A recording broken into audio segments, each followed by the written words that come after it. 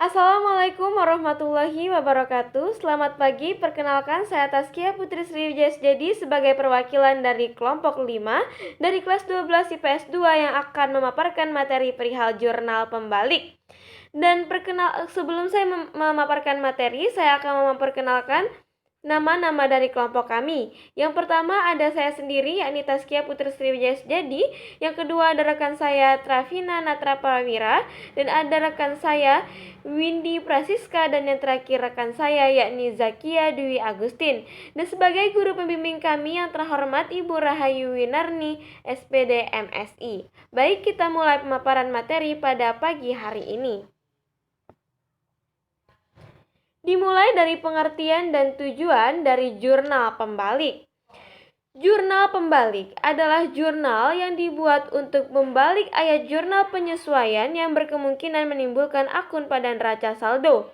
Hal yang akan terjadi jika akun tidak dibalik, maka akan ada akun ganda pada neraca saldo, sehingga bisa diartikan bahwa jurnal pembalik dibuat pada awal periode akuntansi untuk membalik ayat jurnal penyesuaian yang bisa menimbulkan perkiraan real yang baru.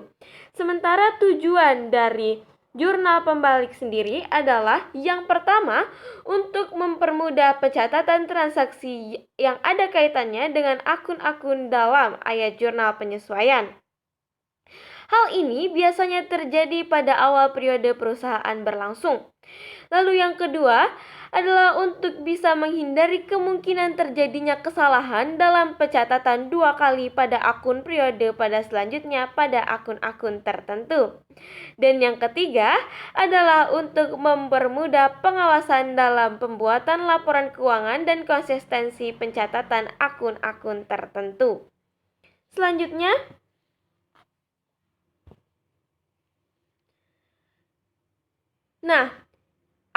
kategori akun yang dapat dibalik dalam jurnal pembalik tidak semua akun. Ada beberapa kategori akun yang dapat dibalik dalam jurnal pembalik.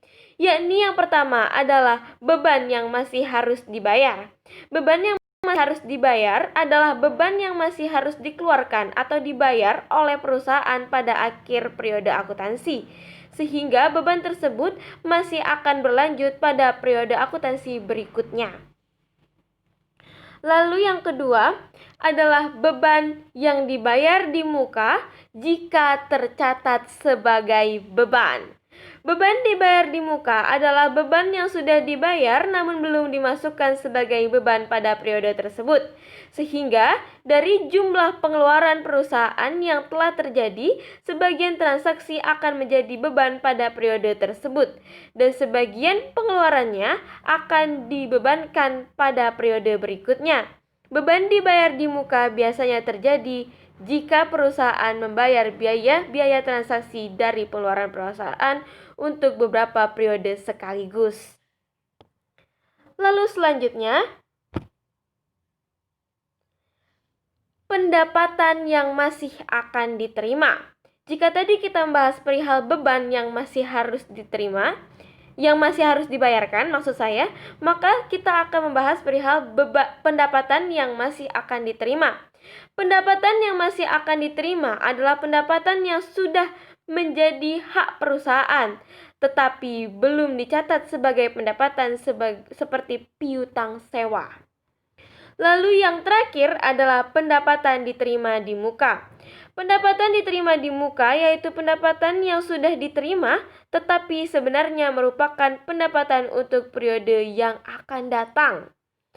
Dan selanjutnya, kami ada beberapa contoh soal dari beberapa kategori akun yang telah kami sebutkan tadi. Yang pertama ada contoh soal dari beban yang masih harus dibayar. Baik, kita baca bersama-sama contoh soalnya.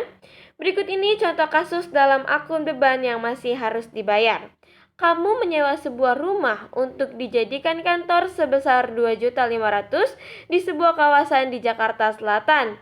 Maka pencatatan dalam jurnal penyesuaian dan jurnal pembaliknya adalah sebagai berikut.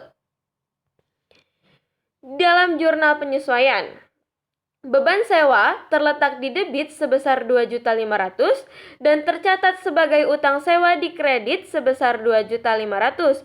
Sementara di jurnal pembalik, maka utang sewa dicatat di debit sebesar 2.500.000 dan beban sewa tercatat di kredit sebesar 2.500.000. Lalu selanjutnya,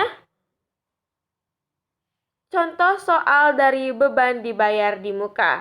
Baik, kita baca bersama-sama. Berikut ini contoh kasus dalam akun beban yang dibayar di muka.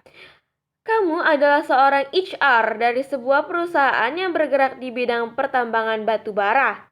Resiko yang dimiliki karyawanmu sangatlah besar, sehingga kamu pun mengurus asuransi kesehatan mereka sebagai bentuk tanggung jawab perusahaan kepada para karyawannya. Kamu pun membayar uang muka sebesar 5 juta kepada PT Asuransi Jiwaraga maksud saya. Maka pencatatan dalam ayat jurnal penyesuaian dan jurnal pembaliknya adalah sebagai berikut. Dalam jurnal penyesuaian, asuransi dibayar di muka tercatat di debit sebesar 5 juta dan beban asuransi tercatat di kredit sebesar 5 juta. Sementara di jurnal pembalik, maka kita balik. Beban asuransi tercatat di debit sebesar 5 juta dan asuransi dibayar di muka tercatat di kredit sebesar 5 juta. Dan selanjutnya, pendapatan yang masih akan diterima. Sebagaimana telah saya sebutkan bahwa pendapatan yang masih akan diterima adalah termasuk kategori akun yang dapat dibalik dalam jurnal pembalik. Maka kita akan membaca contoh kasus ini secara bersama-sama. Baik, kita baca. Berikut ini contoh kasus dalam akun pendapatan yang masih akan diterima. Kamu adalah seorang pengusaha kaya raya di bidang teknologi informasi, kemudian kamu menerima cicilan utang dari pelanggan yang belum membayar jasa perusahaanmu sebesar 300.000. Maka pencatatan dalam ayat jurnal penyesuaian dan jurnal pembaliknya adalah sebagai berikut.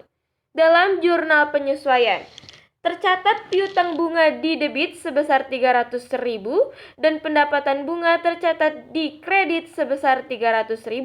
Sementara di jurnal pembaliknya, pendapatan bunga tercatat di debit sebesar 300.000 dan piutang bunga tercatat di kredit sebesar 300.000. Selanjutnya, pendapatan diterima di muka jika tercatat sebagai pendapatan. Baik, kita akan membaca kasus ini bersama-sama. Berikut ini contoh kasus dalam akun pendapatan diterima di muka. Kamu adalah seorang pemilik villa di kawasan Puncak Bogor. Ada sebuah keluarga yang ingin menyewa villa yang kamu miliki selama 3 hari. Kemudian mereka pun mentransfer uang sejumlah 500.000 sebagai uang muka dan berjanji melunasinya setelah acara mereka selesai. Maka pencatatan dalam ayat jurnal dan jurnal pembaliknya sebagai berikut. Jadi ini adalah keluarga yang ingin menyewa villa untuk liburan tahun baru sepertinya teman-teman. Jadi kita akan baca kita akan lihat bagaimana tampak di jurnal penyesuaian dan jurnal pembaliknya. Dalam jurnal penyesuaian, tercatat pendapatan sewa di debit sebesar 500.000 dan sewa dibayar di muka tercatat di kredit sebesar 500.000. Sementara di jurnal pembalik, sewa dibayar di muka tercatat di debit sebesar 500.000 dan pendapatan sewa tercatat di kredit sebesar 500.000.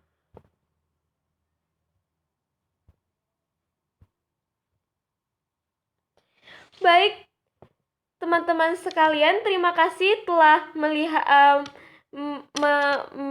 mendengarkan dan juga menelaah serta menganalisis pemaparan yang telah saya sampaikan. Saya selaku perwakilan dari kelompok 5, mohon maaf jika ada salah-salah kata. Kepada Allah saya mohon ampun. Wassalamualaikum warahmatullahi wabarakatuh.